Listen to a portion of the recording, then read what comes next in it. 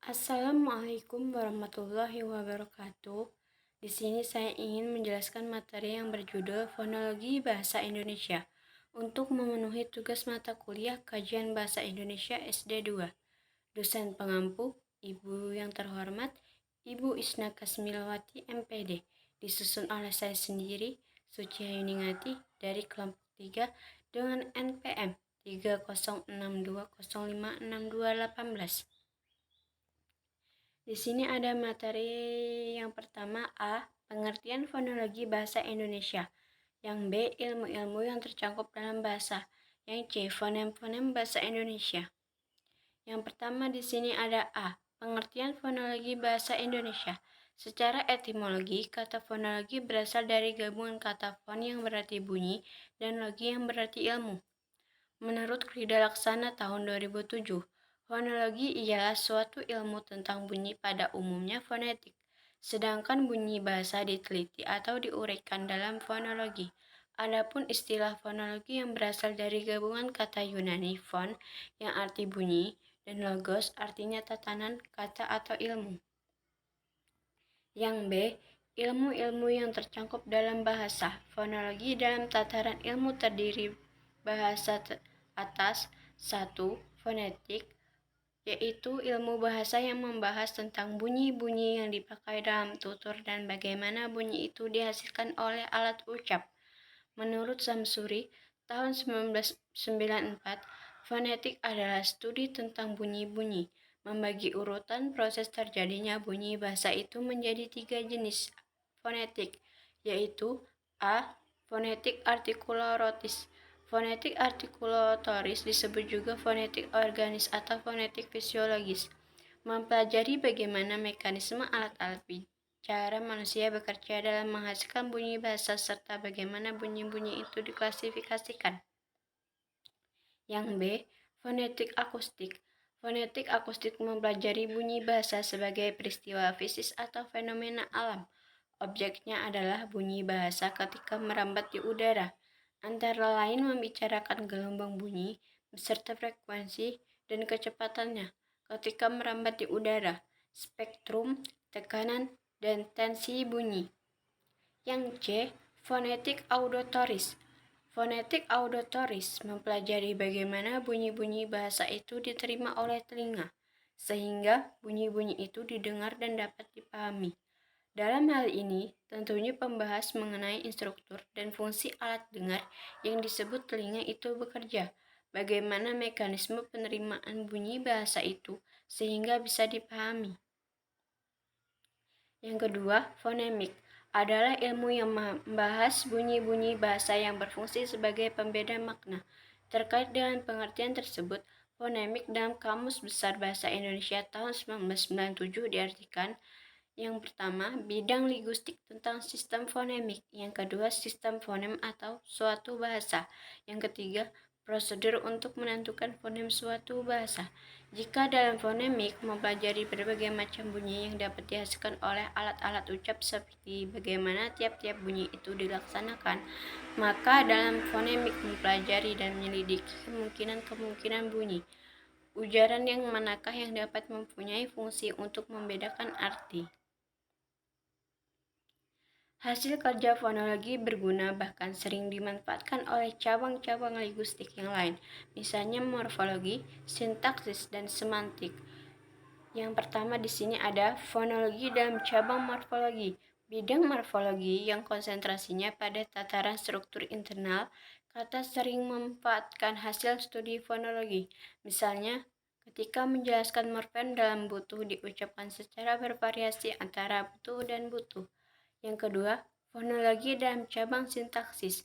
Bidang sintaksis yang berkonsentrasi pada tataran kalimat ketika berhadapan dengan kalimat kamu berdiri, kalimat berita kamu berdiri, kalimat tanya dan kamu berdiri, kalimat perintah ketika kalimat tersebut masing-masing terdiri dari dua kata yang sama tetapi mempunyai maksud yang berbeda. Yang ketiga, fonologi dalam cabang semantik. Bidang semantik yang berkonsentrasi pada persoalan makna kata pun memanfaatkan hasil telaah fonologi. Misalnya yang dalam mengucapkan sebuah kata dapat divariasi dan tidak. Contoh kata tahu, tahu, teras, dan toras akan bermakna lain. Yang C, fonem-fonem bahasa Indonesia. Fonem merupakan setiap ujaran bunyi dalam satu bahasa mempunyai fungsi membedakan arti. Fonem tidak bisa berdiri sendiri karena belum mengandung arti. Berikut ini macam-macam fonem. Yang pertama, alofon adalah variasi fonem karena mempengaruhi lingkungan suku kata. Contohnya, simpul, simpulan.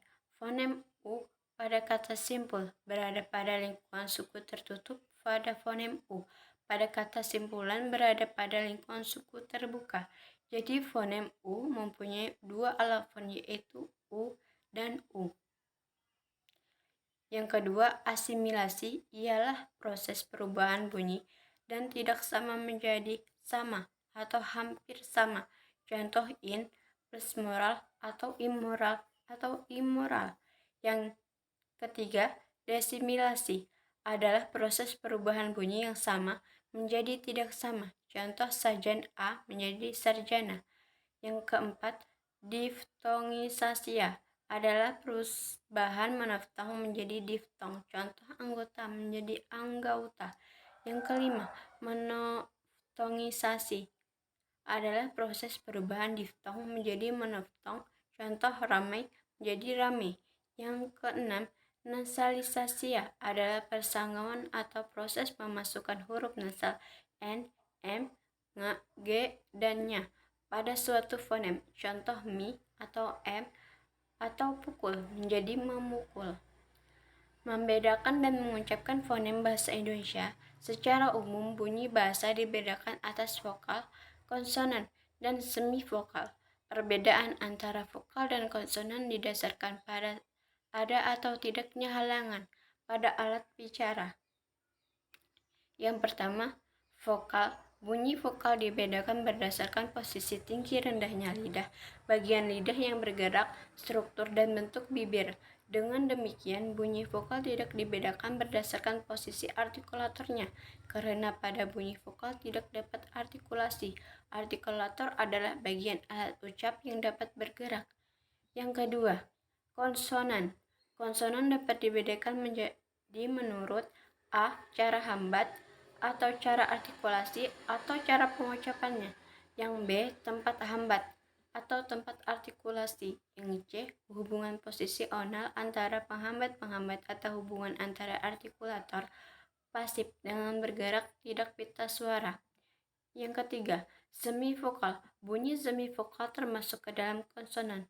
Hubungan antara penghambat dalam melafalkan semivokal disebut renggang, lebar atau renggang terbentang. Berdasarkan hambatannya, ada dua jenis semivokal sebagai berikut. Yang pertama, semivokal bilabial. Semivokal ini terjadi jika artikulator aktifnya bibir bawah dan artikulator pasif adalah bibir atas. Bunyi yang dihasilkan adalah bunyi W. Yang kedua, semivokal mediopalatal. Semivokal ini terjadi jika artikulator aktifnya tengah lidah dan artikulator pasifnya langit-langit keras. Bunyi yang dihasilkan Y. Kesimpulan pada materi yang saya bacakan tadi. Yang pertama, berdasarkan penjelasan di atas dapat disimpulkan bahwa fonologi merupakan ilmu yang mempelajari tentang bunyi. Fonologi sendiri mencakup dua kajian yaitu fonetik dan fonemik. Oleh karena itu, untuk mencapai suatu ukuran fonem dalam bahasa Indonesia, sudah seharusnya intonasi khas daerah dikurangi. Jika mungkin dirasa susah untuk menghilangkan, pemahaman fonologi bahasa Indonesia selain dapat menjadi bekal dalam pemakaian bahasa Indonesia yang baik dan benar, dalam kehidupan sehari-hari juga dapat bermanfaat dalam kemampuan berbahasa dengan baik dan benar. Sekian presentasi dari saya. Jika ada salah kata mohon dimaafkan. Wassalamualaikum warahmatullahi wabarakatuh.